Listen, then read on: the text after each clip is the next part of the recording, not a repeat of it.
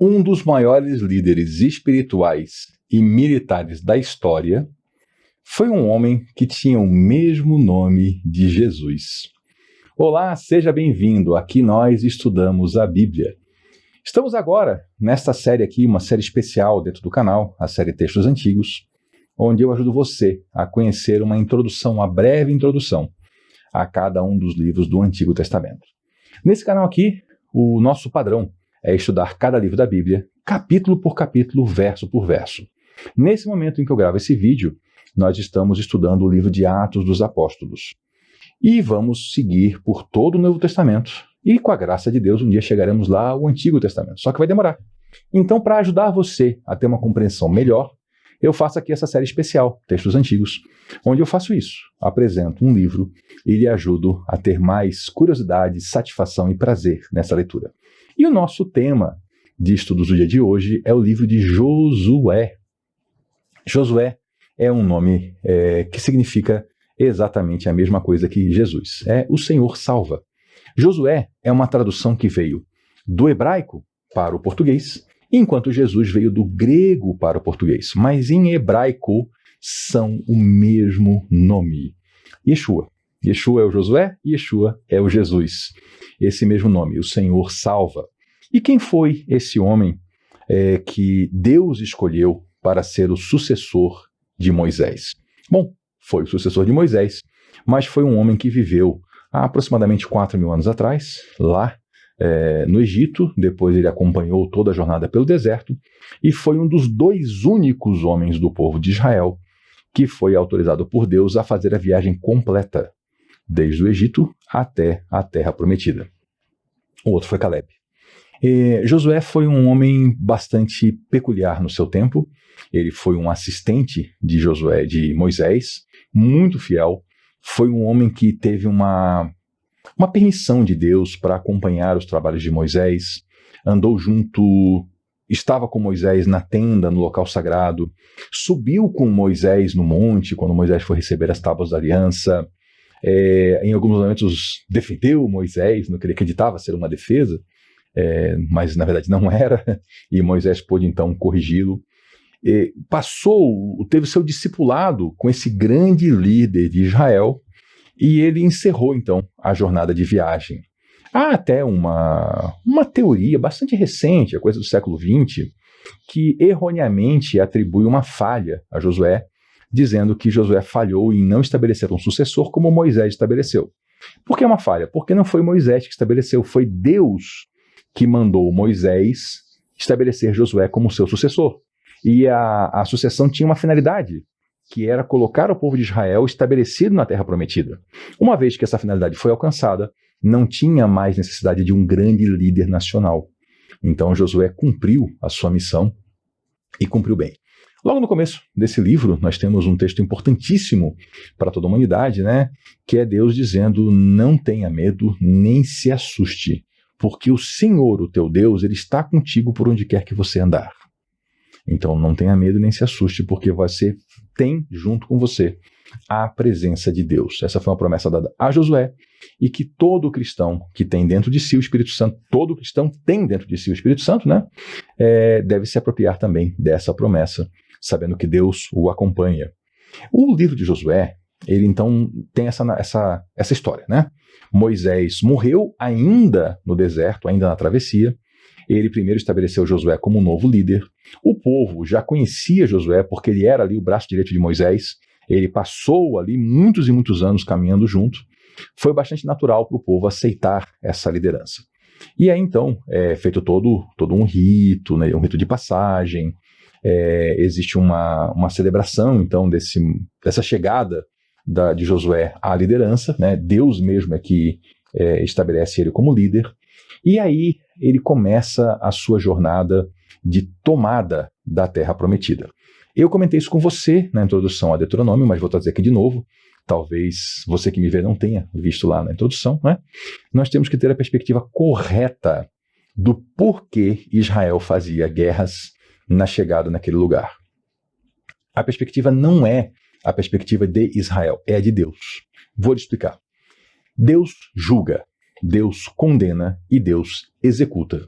talvez ouvidinhos mais bobinhos e mais sensíveis se espantem com isso. Digam, olha, mas Deus não é amor? Sim, e o amor também não tolera a maldade.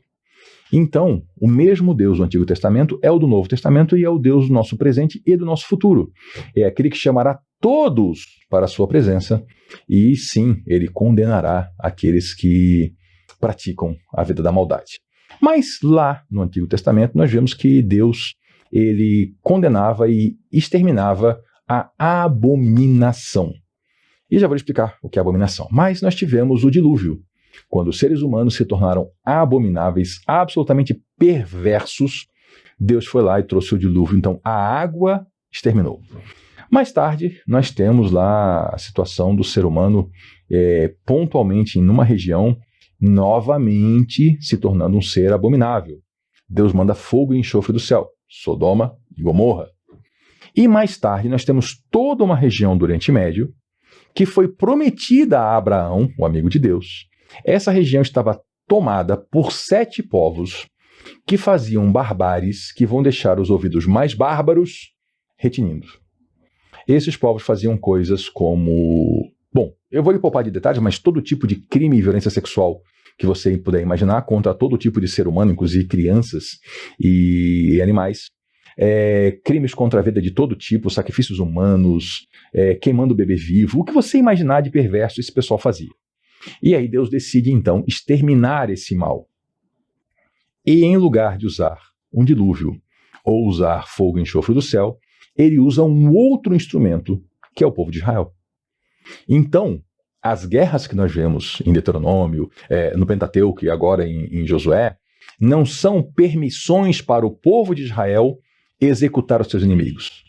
Na verdade, é Deus exercendo juízo sobre a perversidade humana e soberanamente escolhendo um dos seus muitos instrumentos para isso. Escolheu Israel. Em outros momentos, Deus não dá permissão para esse tipo de ação. Então nós temos que entender cada texto dentro do seu contexto.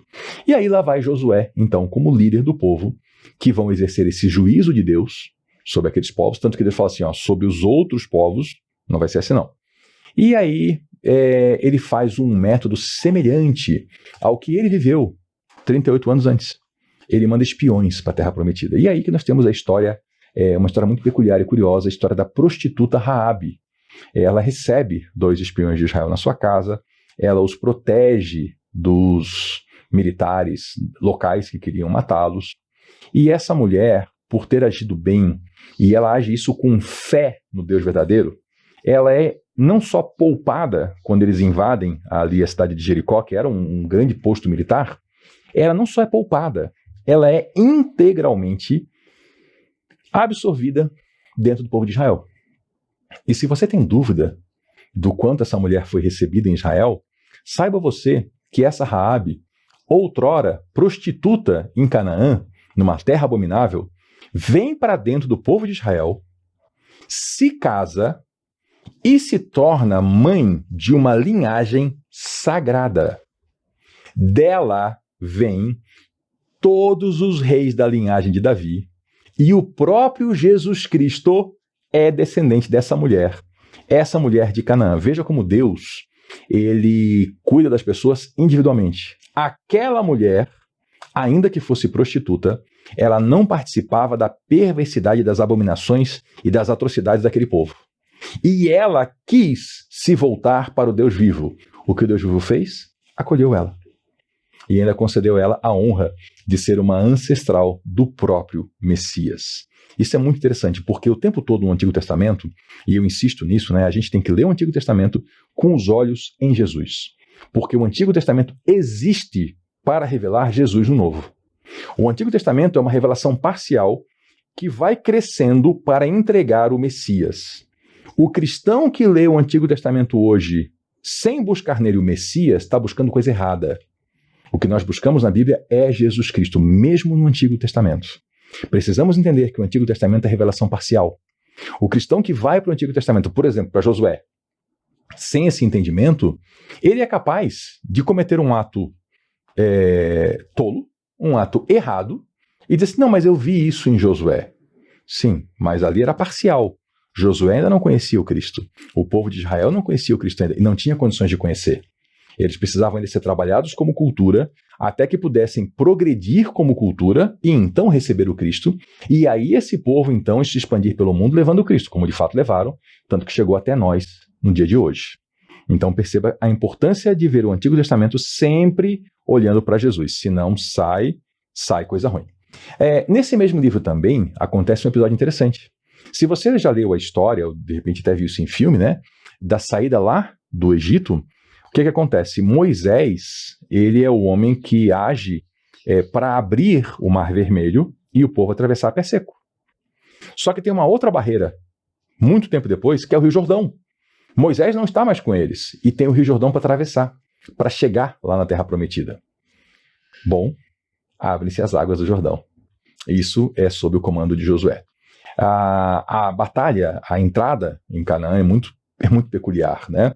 Tem esse episódio de Raabe, então eles falam assim, Raabe, põe uma marca na sua janela, uma corda vermelha que ela ia deixar lá, para saberem que lá é a sua casa, traz todos os seus parentes. Não foi só Raabe que foi salva não, tá? Todo mundo da família dela que aceitou que o Deus de Israel é o único Deus, ela recebeu permissão também para entrar naquela casa. Aliás, entrava quem quisesse. É que só entrava quem acreditava em Raabe.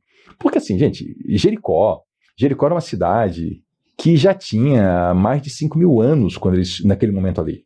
Era uma cidade impenetrável, muralhas enormes. Então, quando Raabe saiu anunciando que um Deus, que é o único Deus, o Deus verdadeiro, o Senhor dos Senhores, estava mandando juízo sobre aquela terra, só quem acreditava realmente, quem abriu o coração para Deus, é que resolveu se abrigar na casa dela. Porque eu dizia assim, quê? Eu vou ficar na minha casa. Nós somos uma cidade poderosíssima, ninguém vai entrar aqui. Esse Deus aí não dá conta. Então, o gesto de entrar na casa de Raabe para buscar auxílio era um gesto de fé. Só que como é que foi que o pessoal derrubou Jericó? Não foi com marretas, não foi com arietes, não foi com incêndio. Eles organizaram uma procissão santa.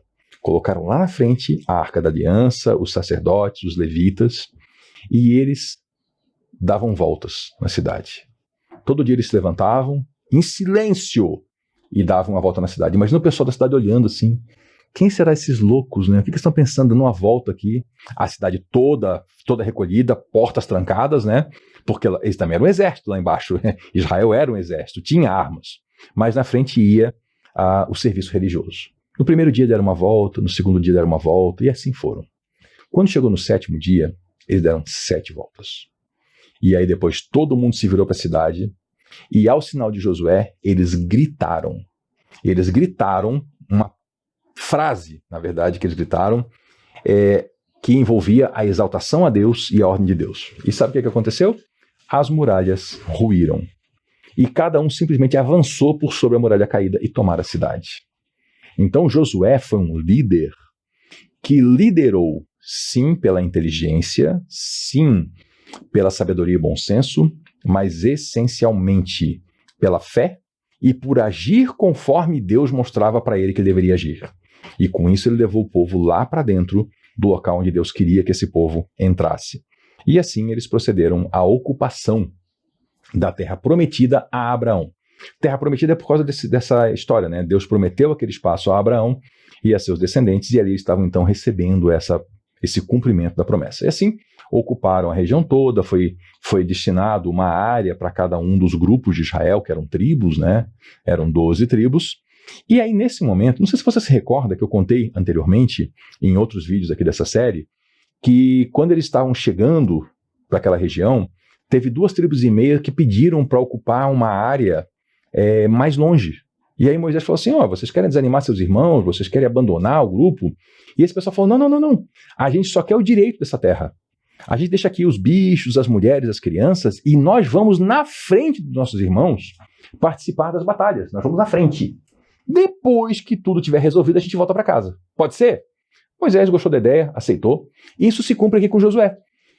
Eles tomam o território deles, e aí quando está pacificado, Josué libera as 2 tribos e meia para voltarem lá para leste do Rio Jordão e voltarem então para aquela região que foi dada a eles, são as tribos da Transjordânia. E eles ocupam então o seu espaço e o seu assentamento lá, já tendo cumprido a sua missão de ir à frente dos seus irmãos. E no finalzinho do livro de Josué, tem uma coisa, ou algumas coisas interessantes, né? Assim como aconteceu com Deuteronômio, que foi editado por alguém mais tarde, porque inclui a morte de Moisés, alguém editou Josué. Talvez Samuel, o profeta Samuel, que veremos mais à frente, por questões de escrita, tal, se suspeita que talvez Samuel tenha feito essa edição final onde ele relatou a morte de Josué. Mas o caso é que Josué já é um homem velho, sabe que seu fim se aproxima, e ele chama o povo, né, para uma reunião santa e fala assim, bom, eu vou seguir o caminho, né, que todos seguem. E ele dá uma revisada breve ali na história, e ele fala algo mais ou menos assim. Bom, gente, agora eu tô indo, né, vou tomar meu rumo e vocês agora vão ter que se virar sem mim. Então faça uma coisa, vocês escolhem o que vocês querem fazer da vida. Se vocês querem servir ao Senhor nosso Deus, que fez tudo isso por nós, ou se vocês querem escolher algum diabo aí para servir, tá? Mas eu e a minha casa serviremos ao Senhor. Aí o povo fala, nós também, nós serviremos ao Senhor. Josué, com isso, ele faz um novo pacto com o povo, né? O povo reafirma a sua decisão de permanecer com Deus, e tempo depois, então, é o fim de Josué, ele morre, ele é sepultado, e a história segue, sem uma figura central. Nunca mais houve, assim, na figura de um profeta, ao mesmo tempo, um legislador, assim, alguém tão importante como teve Moisés e Josué. Então, só recapitulando, né? Deus chamou Moisés como líder, Deus determinou que Moisés estabelecesse Josué como sucessor, e Deus não determinou a Josué nenhum sucessor. Então, Josué pacifica, entrega a terra, resolve o que tem que resolver, cumpre sua missão e descansa em paz e encerra a sua história. Depois disso surgem líderes, sim, surgem líderes importantes, mais tarde até mesmo reis, tá? Mas não tem a Josué em baixa conta por não ter estabelecido um sucessor, porque ele não fez nada sem ordem de Deus. Ele foi um homem extremamente fiel a Deus. Se você olha a história de Josué, é uma história de altos e altos, não é altos e baixos, né? É um homem que sempre é destacado por sua obediência a Deus, por seu serviço santo, por ser uma pessoa que realmente ele busca a direção de Deus e age conforme a direção recebida. Ele é um ótimo exemplo para nós, um ótimo exemplo de uma pessoa que viveu a sua vida buscando a Deus, mas sempre nessa perspectiva. Entenda que Josué não tinha a plena revelação, ela só veio com Jesus Cristo. Então, a gente pode usar Josué como um exemplo de fé, de perseverança, de amor, de bondade, de ter a visão clara, de ter o agir correto. Mas as ações concretas a gente deve sempre buscar em Jesus Cristo, para que a gente não se perca tentando cumprir na igreja a lei que é para o antigo Israel. Muito obrigado pela sua atenção. Vamos prosseguir nossos estudos. Vem aqui nos dias de semana, a gente está seguindo o nosso estudo do Novo Testamento, capítulo por capítulo, verso por verso. E lembre que essa série aqui é só uma introdução a cada livro. Oportunamente, se Deus assim permitir, eu voltarei aqui fazendo o estudo desse livro, capítulo por capítulo, verso por verso. Mas vai demorar um tempo ainda, então não perca tempo e faça você a sua leitura. Muito obrigado mais uma vez pela sua companhia. Volte na próxima, porque aqui nós estudamos a Bíblia. Até lá.